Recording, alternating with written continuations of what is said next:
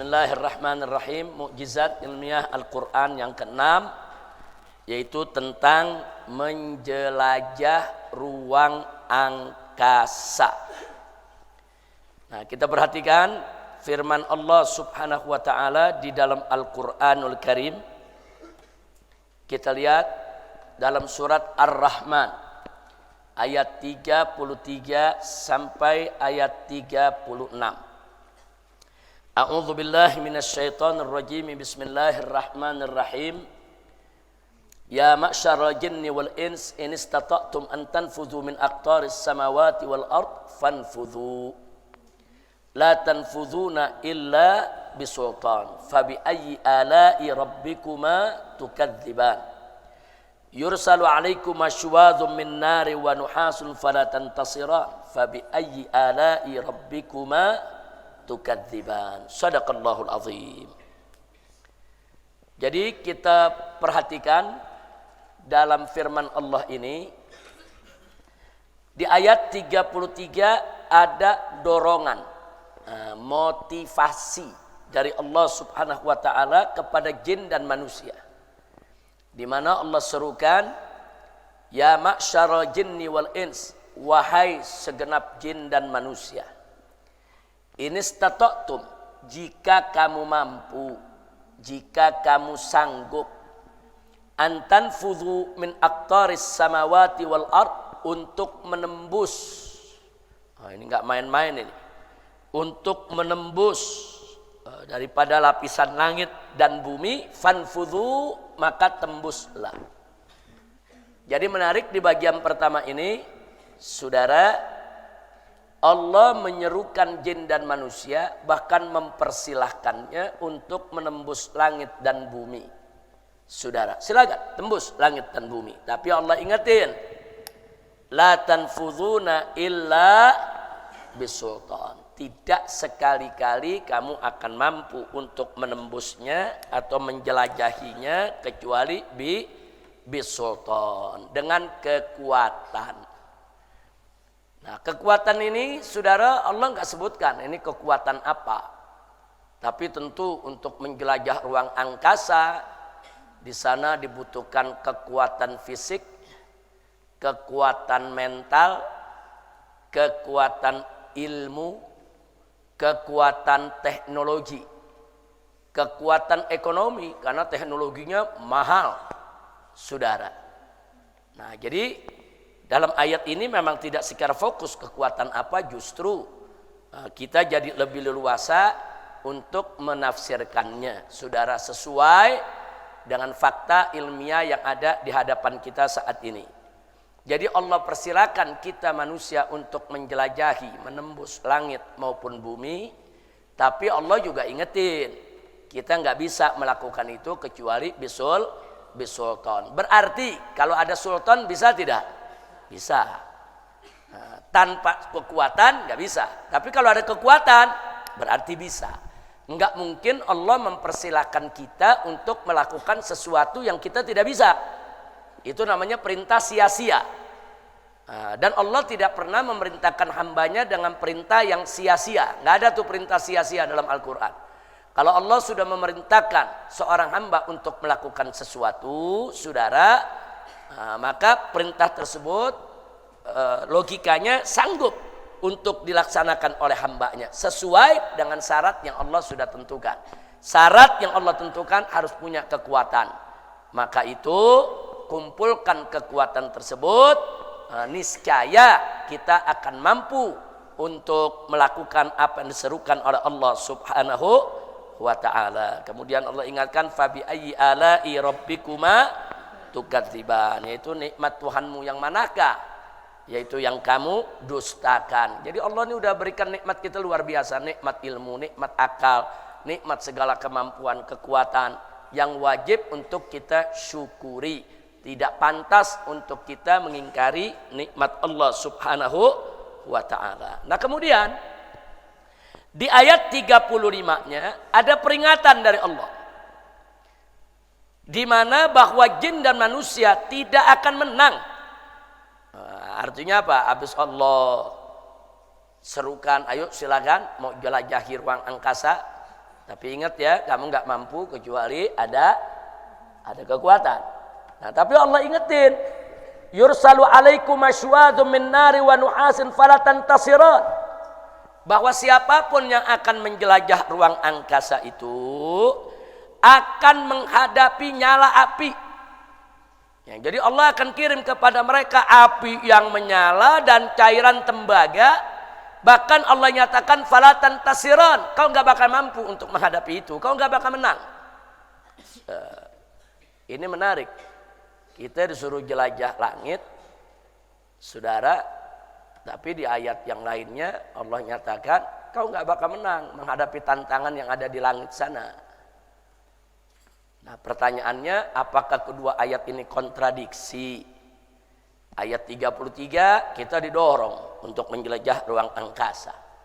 Ayat 35 kita dipatahkan, nggak bakal menang untuk menghadapi tantangan di ruang angkasa. Jadi kalau memang kita nggak bakal menang, buat apa kita didorong untuk menjelajah ruang angkasa? Nah, makanya muncul pertanyaan, apakah dua ayat ini kontradiktif? Apa dua ayat ini bertentangan? Saudara, nah jawabnya perhatikan.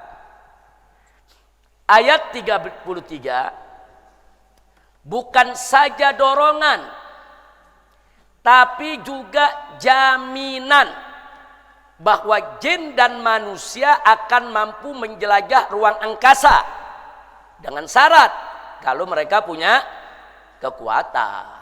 Jadi dijamin, ada jaminan kau tidak akan bisa menembusnya kecuali dengan kekuatan. Berarti kalau ada kekuatan bisa, mafhumnya saudara. Kalau nggak ada kekuatan nggak bisa, kalau ada kekuatan bisa.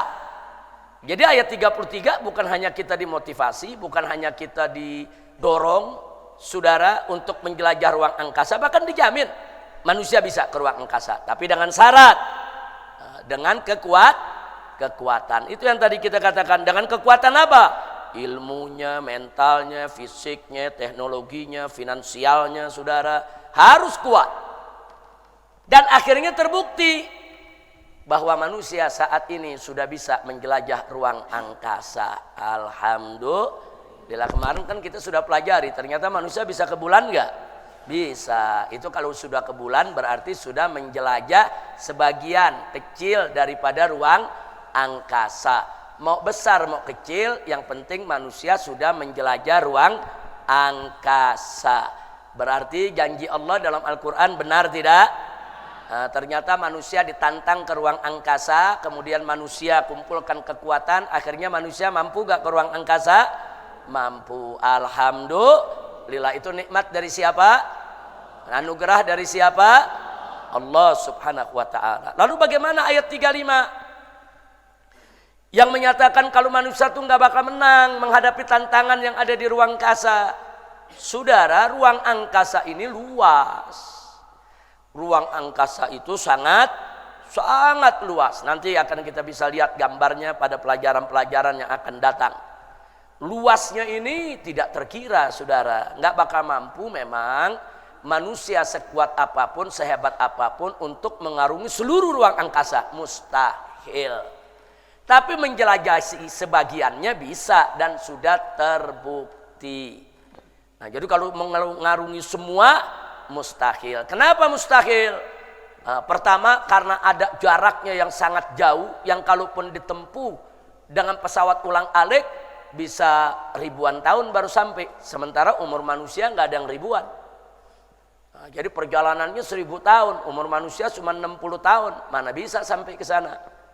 Nah, belum lagi ditambah banyak benda-benda angkasa di ruang angkasa sana itu dikelilingi dengan benda-benda saudara yang bertebaran. Nah, bertebaran, bahkan ada yang saling bertubrukan di atas. Dan ada juga bola-bola api yang terus berhamburan di atas. Nah, jadi kalau para santri dulu ada yang pernah lihat film Star Trek. Ya, pernah dengar gak Star Trek? Star Trek itu film tentang menjelajah ruang angkasa. Itu digambarkan dalam film itu bagaimana manusia dalam pesawat ruang angkasa, tahu-tahu di luar ada batu-batu segede gunung, segede luar biasa, saudara, menghantam, yaitu kendaraan-kendaraan ruang angkasa. Dan batu itu memang berhamburan, melayang di ruang angkasa. Apa yang digambarkan dalam film tersebut, ya begitulah keadaan ruang angkasa.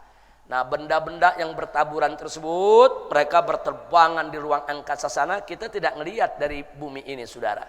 Tapi kadang-kadang ada benda-benda yang bertaburan tersebut, setelah sekian lama dia berhamburan, berterbangan di angkasa, tiba-tiba dia bersentuhan dengan atmosfer bumi.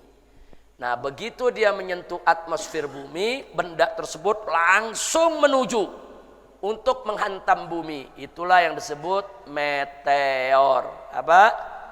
Meteor. Meteor itu besarnya macam-macam. Ada yang segede truk, ada yang segede bis, ada yang segede gedung bertingkat. Saudara, kalau sudah menghantam bumi, maka di bumi bisa terjadi getaran seperti gempa bumi, ya ikhwan. Dan pada saat benda itu menyentuh atmosfer, saudara, maka benda tadi akan terbakar. Makanya kita lihat meteor itu membawa api, saudara. Nah, Allah lagi menceritakan kepada kita, begitu kondisi di ruang angkasa. Benda-benda itu bertebaran, saudara, melayang kemana-mana. Nah, jadi kalau ada manusia hidup di sana berbahaya kalau terkena daripada benda-benda tadi.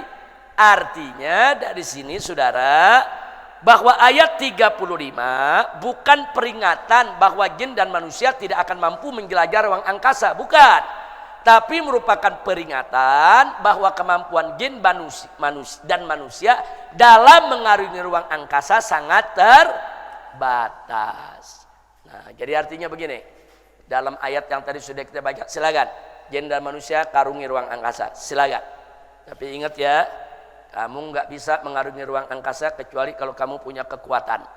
Apakah itu kekuatan fisik, mental, modal, uang, teknologi, ilmu. Nah, itu dulu. Nah, kalau kamu sudah punya, kamu bisa menjelajahinya. Nah, di pas ayat 35 diingetin, tapi hati-hati. Enggak semua ruang angkasa bisa kamu untuk taklukkan, enggak bisa. Fala tantasiron. Kalian berdua jin manusia enggak bakal bisa menang untuk menaklukkan ruang angkasa, enggak bisa. Menjelajahi sebagiannya bisa. Tapi untuk menaklukkan semua enggak bisa. Kenapa? Karena di sana Allah ceritakan tadi, saudara, ada benda-benda langit yang bertebaran, yang membawa cairan tembaga yang begitu panas, yang membawa api, saudara, meteor dan lain sebagainya, yang kalau pesawat kena bisa kebakar, hancur itu pesawat, ya ikhwan. Nah, jadi di sini kesimpulannya ayat 33 dan 35 tidak bertentangan. Kira-kira jelas tidak? Paham semua? Nah, kalau soal jin gak usah bingung. Jin dulu tinggalnya di ruang angkasa, saudara. Jin itu dulu tinggal di bumi, tinggal di gunung-gunung, tapi mereka bisa untuk ke ruang angkasa dari satu tempat ke tempat lainnya. Untuk apa? Saudara, untuk mencuri dengar berita-berita langit, saudara. Nah, Allah ceritakan dalam surat Al-Jin, coba perhatikan. Faqala ta'ala wa anna lamasna as-samaa'a fawajadnaha muli'at harasan syadidan wa syuhuba. Wa anna kunna naq'adu minha maqa'ida lis-sam'i faman yastami'il an yajid lahu shihaban rasada. Jadi di sini Allah kasih tahu kita lewat surat Al-Jin ayat 8 sampai 9, di mana Allah menyatakan, saudara, menceritakan bagaimana pengalaman para jin, saudara, dari sebelum Nabi dilahirkan sampai setelah Nabi Muhammad dilahirkan. Sebelum Nabi kita dilahirkan, saudara, para jin ini bercerita, wa anna lamasna sama fawajadnaha muli'at harasan syadida wa syuhuba. Jadi ini kejadian setelah Nabi lahir. Tapi dulu kata mereka, wa anna kunna naq'adu minha maqa'ida lis-sam'i. Kata mereka apa? Sekarang ini setelah Nabi kita alaihi salatu wassalam dilahirkan, siapa saja dari kami coba-coba menyentuh langit, coba-coba jalan ke langit sembarangan, fawajadnaha, kami dapatkan langit tersebut muliat harasan syadidan wasyuhuba. Kami lihat langit itu dijaga dengan penjagaan yang sangat ketat, bahkan di sana ada api-api yang menyala yang siap mengejar siapa saja yang coba mencuri dengar di langit, saudara. Nah, kemudian jin ini bercerita, kata Allah. Wa anakuna dikatakan naq'udu minha maqa'ida lis-sam'i. Padahal dulu kami duduk-duduk di langit. Duduk-duduk apa? Kami punya tempat-tempat, kami duduk. Kalau kayak kita nih anak manusia nih tempat nongkrong ya kawan. Kami punya tempat nongkrong di ruang angkasa sana untuk apa? Lis-sam'i, untuk mendengar berita langit. Jadi mereka dengar berita, oh ada nabi yang mau dilahirkan, mereka dengar berita. Oh nabi yang terakhir akan datang, mereka dengar berita. Oh mau ada air bah terjadi, mereka dengar berita. Jadi manakala Allah firmankan kepada para malaikatnya, kemudian para malaikatnya menyampaikan berita tersebut dari langit yang paling atas terus sampai langit ke dunia, saudara, yang pertama. Nah disitulah di langit dunia yang pertama ini masuk ke ruang angkasa, para jin mencoba untuk mencuri dengar. Nah jadi jangan kaget kalau zaman dulu dukun-dukun Fir'aun umpamanya, saudara. Dia bisa menyampaikan berita akurat kepada Fir'aun bahwa tahun ini akan ada bayi laki-laki yang lahir yang akan menjadi musuhmu. Dan dia akan menjatuhkanmu dari tahtamu. Loh, kok jin bisa tahu nih, saudara? Kok dukun bisa tahu? Dukun tahu dari jin. Setiap dukun itu di backup oleh jin. Saudara, dari mana itu dukun-dukun Fir'aun tahu? Jin yang kasih kabar. Dari mana jin tahu? Jin mencuri dengar. Jin mencuri dengar. Ada bayi ini dilahirkan nih, bayi istimewa ini tahun. Oh, jenis kelaminnya laki-laki. Siapa dia? Oh, dia bakal jadi nabi. Gempar itu berita langit. Ada nabi baru dilahirkan, yaitu Nabi Musa, saudara. Nah begitu mereka dengar berita langit begitu, nah mereka kasih kabar kepada agen-agennya. Manusia-manusia zalim, dukun-dukun itu agen-agennya jin. Nah agen-agen ini mengabarkan kepada jin itu. Nah ini jin itu mengabarkan kepada dukun-dukun tadi, saudara. Wah ini ada berita baru ini, bahwa tahun ini ada bayi laki-laki lahir, dia besar akan menjatuhkan Fir'aun.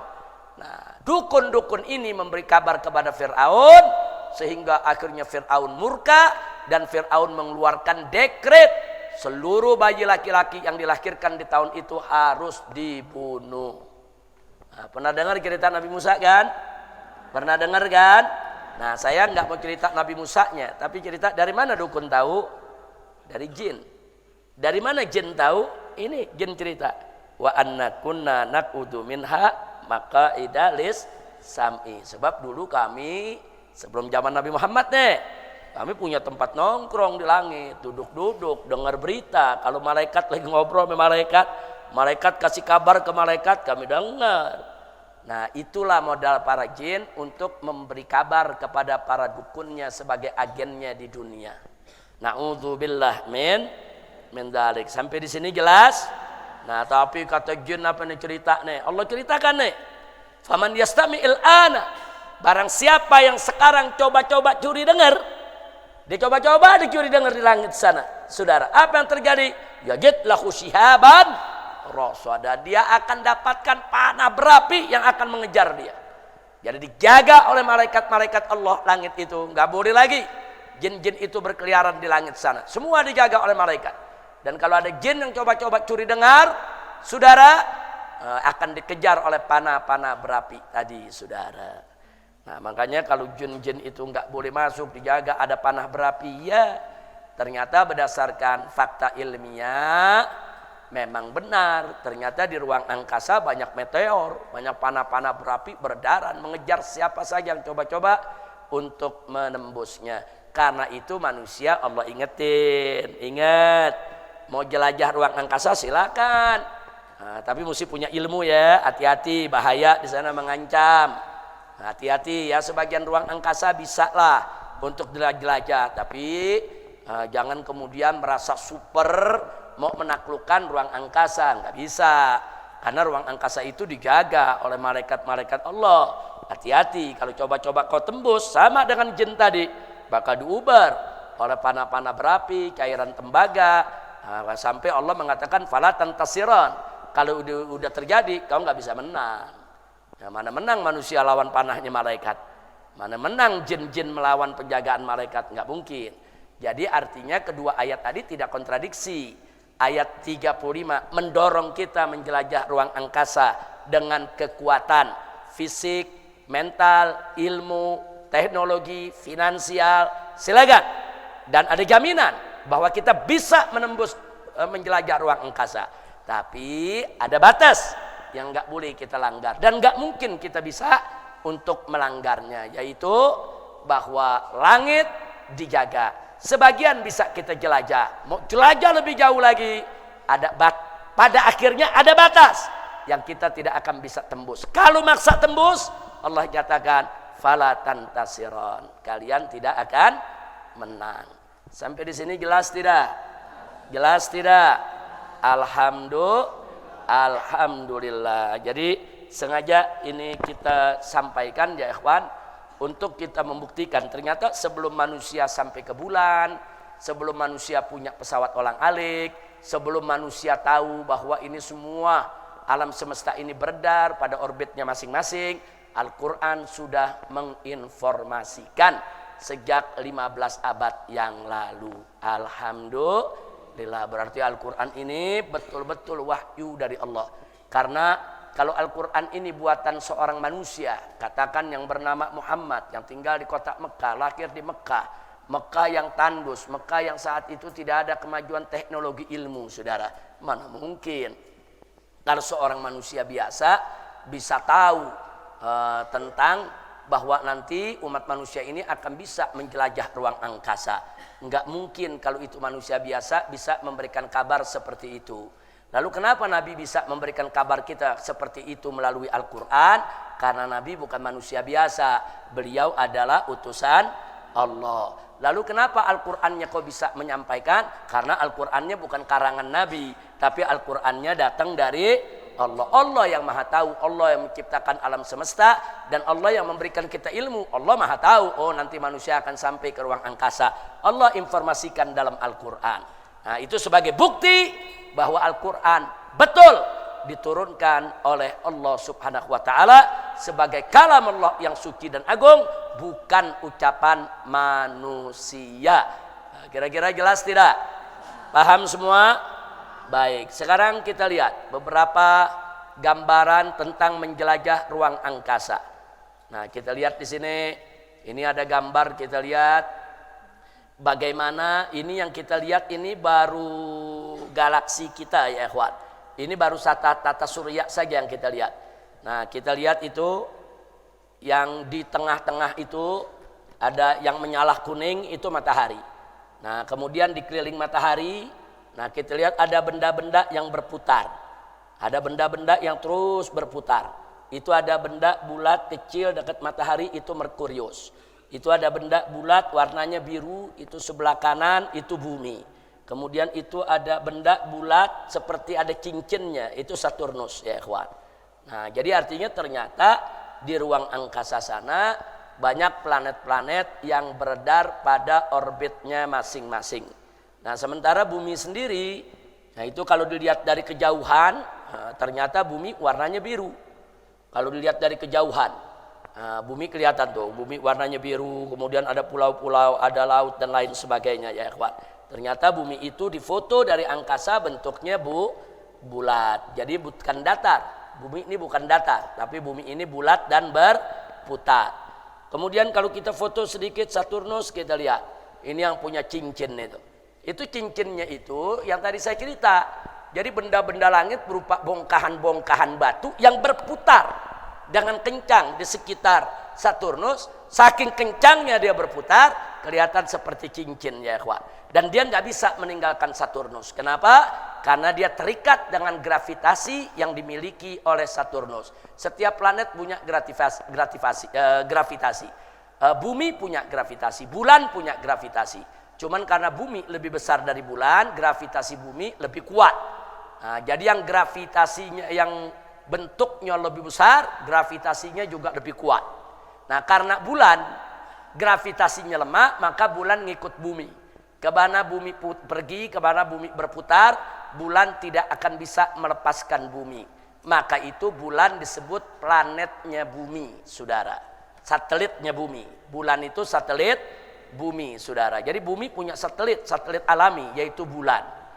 Nah, kalau kita mau lihat, makanya pada saat bulan purnama, nah begitu bulan itu kelihatan agak lebih mendekat ke bumi, air laut itu pasang. Air laut itu pasang. Kenapa air laut itu pasang? Kesedot dengan magnet gravitasi daya tarik bulan. Airnya tuh ke atas. Untung ada gravitasi bumi yang nahan itu air. Kalau gravitasi buminya ini gagal, nggak nahan air, itu air semua naik ke bulan. Kesedot ya ikhwan. Jadi gravitasi bulan itu juga kuat, cuman kalah kuat dengan bumi. Cuman dia bisa bikin air naik aja ke permukaan. Makanya kita kenal dengan istilah air pasang. Nanti kalau bulannya udah agak menjauh, saudara, airnya surut lagi. Nah, jadi pasang surutnya air itu tergantung posisi bulan dari atas permukaan laut bumi. Bulannya jauh, airnya surut. Bulannya dekat, airnya pasang, airnya naik ya ikhwan. Jadi kalau ada yang nanya, kenapa airnya naik? Ya karena bulan punya magnet, punya daya tarik, punya gravitasi. Alhamdulillahnya Allah berikan bumi gravitasinya lebih kuat. Jadi itu air nggak lari. Coba kalau bumi nggak ada gravitasinya, kita terbang semua, nggak ada yang bisa nginjak tanah. Kenapa kita bisa nginjak tanah? Karena ada gravitasi, kita dijaga dengan gravitasi sehingga kita ada di atas bumi. Kalau tidak ada gravitasi bumi, kita terbang mental semua, ini manusia nggak bisa tinggal di bumi ya ikhwan. Kenapa? Karena bumi ini berputar. Bumi ini berputar selama 24 jam. Bayangkan itu kecepatannya. Berapa ribu kilometer itu per jam. Jadi dari titik barat sampai kembali ke titik barat, bumi berputar kan 24 jam. Dari titik barat ke titik barat lagi itu berapa kilometer? Puluhan ribu kilometer ya ikhwan. Nah, jadi kita bisa lihat andai kata tidak ada gravitasi, bumi yang muter begitu cepat, manusia mental semua dari muka bumi ya ikhwan. Nah, tapi kenapa semua stabil? Saudara, karena bumi punya gravitasi. Sehingga berputarnya bumi kita nggak berasa. Kita nggak berasa, bumi ini berputar kita nggak berasa ya ikhwan. Hanya kita tahu bumi ini berputar dengan pergantian hari. Setiap hari kita lihat matahari terbit di barat, matahari terbit di timur, kemudian terbenam di barat, terus setiap hari kita lihat. Padahal itu sebagai tanda kalau bumi itu berputar. Kemudian kita bisa lihat lagi foto bagaimana astronot sedang menjelajah ruang angkasa. Baik, sampai di sini jadi jelas untuk kita semua bahwa Al-Qur'anul Karim sudah memberikan informasi bahwa manusia akan bisa menjelajahi ruang angkasa dengan ilmu. Tapi Allah juga kasih peringatan, hati-hati, kekuatan manusia itu terbatas. Dan di zaman modern ini apa yang disampaikan Al-Quran terbukti benar. Alhamdulillah. Nah, itulah pelajaran kita untuk hari ini tentang mukjizat ilmiah Al-Quran yang ke-6. Yang akan datang kita masuk ke mukjizat ilmiah Al-Quran yang ke-7, masuk ke masa penciptaan alam semesta.